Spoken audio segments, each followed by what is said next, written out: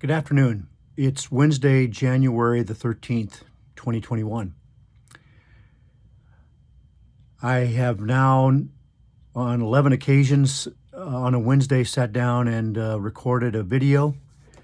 It all goes back to the Wednesday after Election Tuesday when I talked about the things that I was seeing and hearing and feeling in our cultural environment. I want to follow up with what I talked about last week. And that had to do with the topic of reciprocity. I hearkened back to some study I had done in graduate school about interpersonal negotiation, whether it's in a home or business, wherever it might be, where a problem becomes established. We realize that there are two distinct positions, or maybe more. And in the early phases of that process, people stake out their positions. And often what happens in the first 7 or 8 moves, communication moves, is that you thought maybe you were just a couple of feet apart when now you realize you're yards or even further than that apart. At some point, though, one person says and realizes that there is this gap, this separation, and says, I want to work toward a resolution. Now, there could be all kinds of reasons why a person does that, or a team in a negotiation. It could be that the company's losing money and they need to work towards some sort of a situation. It could be that in a relationship, a marriage or some other kind of relationship, that a person says, this just isn't good. It isn't healthy that we're separated and that we're not talking to each other. And so that person reaches out, extends a hand, and seeks to heal the breach that had developed. And we talked about the fact that sometimes in that because of the kinds of communication that had taken place prior to that point, that the other person, either for whatever reason, may not pick up on that move and may not reciprocate. That video was really an oblique and an indirect answer to a question that had been posed to me back in November by a very good friend, a very, very good friend. And the question he posed to me was, who should be first? Because we talked about this and some of the things that I was dealing with in the videos.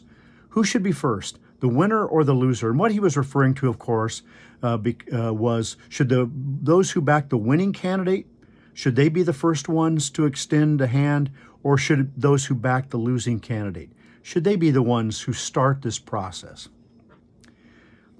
What I really didn't have the courage to say to him, I danced around it, was that I thought he was framing the question incorrectly. So finally, this past weekend, I had the courage to say that to him. I said, I don't think it has to do with winning and losing. Here's what I think. I said, it's the person who realizes that this is not acceptable, who grieves over the loss of relationship, the grieves over the separation, the lack of an ability to carry on a meaningful conversation, and who says, this is not good. I want to work toward healing. That person is the one who starts the conversation, whether they were on the winning side, quote unquote, or the losing side. So now that I've had that conversation with him this past weekend, I feel like I can say that to you.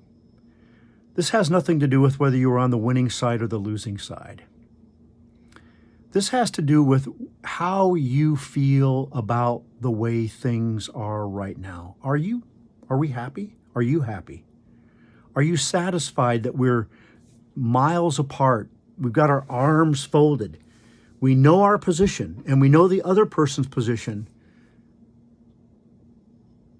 but we can't really accept that.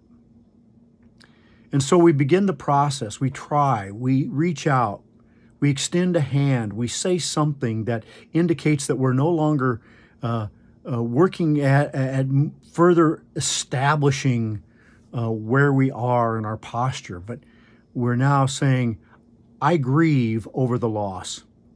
I think in a very real sense, what I'm getting at is what Jesus said in the Sermon on the Mount, blessed are the peacemakers. So people say, I'm not happy with this. And so they turn toward the other person, they extend a hand, and hopefully begin the process. Now, as I warned you last week, sometimes the other person isn't ready for whatever reason. They're not ready to respond. They're not ready to reciprocate. But you and I must have the courage. We must long for reconciliation, for healing, for peace. So I would encourage you to find the time, to find the space, to extend a hand and to say, I would like to talk with you, not about you. I would like to talk with you. I'd like to understand. We make statements. No, now we ask questions. We seek not to establish a position, but to understand what the other person thinks and feels. I want to respond just briefly here to something that I think is important to say, because I think some people have understood me to be saying, what you're asking me to do is to compromise. That is, to let go of my own beliefs. And that's not what I'm asking at all. To the contrary, you need to maintain your own integrity, but you need to be able to start listening to and understanding and talking civilly with other people. So that's my hope, that we and you and I who have the courage to do that, to turn toward the other person and to say, let's sit down, let's talk, let me listen, let me understand what you're thinking, what you're feeling. I hope that you found this today to be helpful. If so, and even if you haven't, I'd love to hear your comments. Also, if you thought it helpful, please share this with other people. Let's begin this conversation, and I look forward to next week talking a little bit more about what this conversation looks like. But in the meantime, I hope you have a good day, and I pray for us as individuals and as a country that we would begin the process of healing and reconciliation. Have a great day.